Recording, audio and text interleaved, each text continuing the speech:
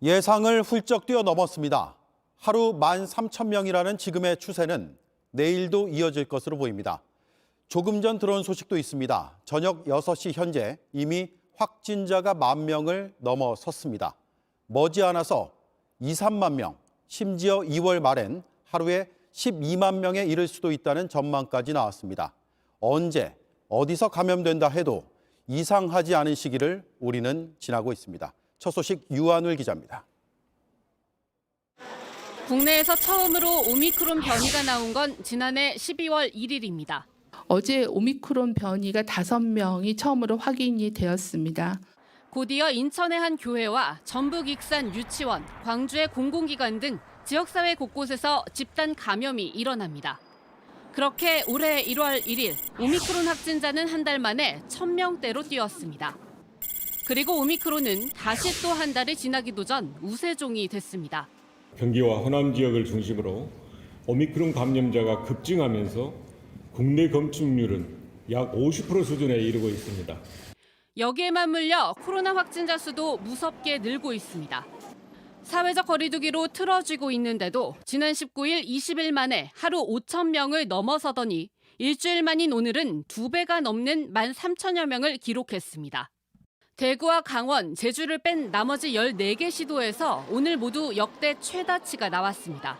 당분간은 특히 언제 어디서든 감염되어도 이상하지 않은 위험한 시기라고 판단하고 있습니다. 방역당국은 오미크론 전파력을 델타의 3배로 놓았을 때 다음 달 중순에 최대 37,000명대, 말에는 12만 명대까지도 치솟을 수 있다고 봤습니다. 다만 델타가 유행을 이끌던 지난달과는 사정이 다르다고 강조했습니다. 그새 올라간 고령층의 3차 접종률, 또 오미크론의 낮은 중증화율로 위중증 환자 관리가 가능하단 겁니다. 오미크론이 델타를 완전히 밀어내면 위중증 환자가 더 줄어들 거라고도 덧붙였습니다. JTBC 유한울입니다. 오늘부터 일부 지역에서 코로나 검사가 신속 검사로 바뀌었습니다. 이건 제가 방송 전에 한 자가검사의 결과입니다. 이렇게 이 부분에 한 줄이 나오면 음성이고요. 2줄이 나오면 양성이라는 뜻입니다. 결과가 금방 나옵니다. 저는 한 2분 정도 걸렸는데요. 이처럼 오늘부터 새로운 방역 체계가 시작이 된 경기도 평택을 박민규 기자가 다녀왔습니다. 오후 2시 선별진료소에 줄이 길게 늘어섰습니다. 코로나19 검사를 받으려고 기다리는 겁니다.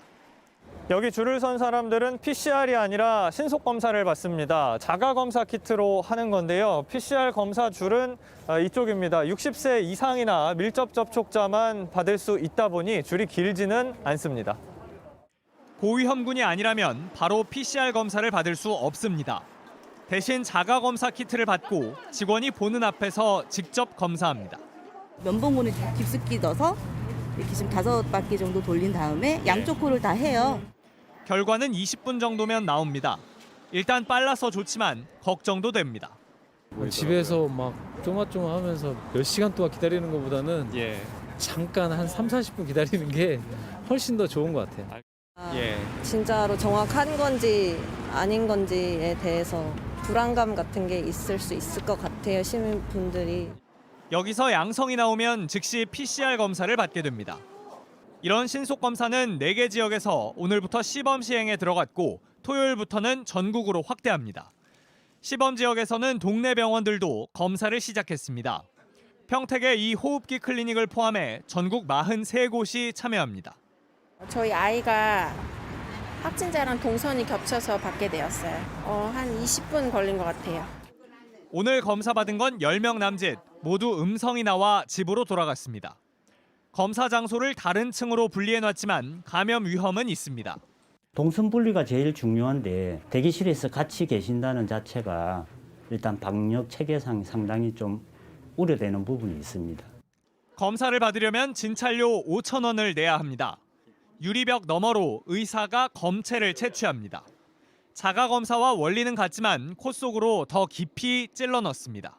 의료인이 할 때는 코 일반인들보다는 좀 더 비인두까지 깊숙하게 들어간다 이렇게 이해하시면 되고 양성으로 나왔을 때 즉시 우리가 요 PCR 검사를 실시하게 됩니다. 5분도 안 돼서 나온 결과는 한 줄, 즉 음성입니다. 필요하면 음성 확인서를 받을 수 있습니다. 이런 동네 병원 검사도 설 연휴 뒤부터는 전국에서 시행됩니다. JTBC 박민규입니다.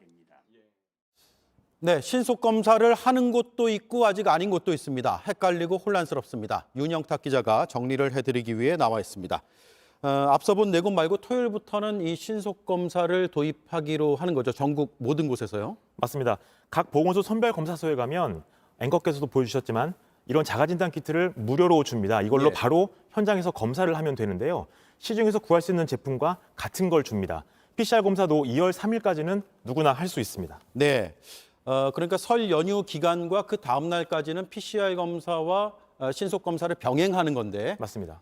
그런데 문제는 여기서 이렇게 제가 음성이 나왔다고 해도 음성 확인서가 안 나온다면서요? 맞습니다. 제가 취재를 해봤는데요. 방역당국에서는 안 된다는 답변을 내놨습니다.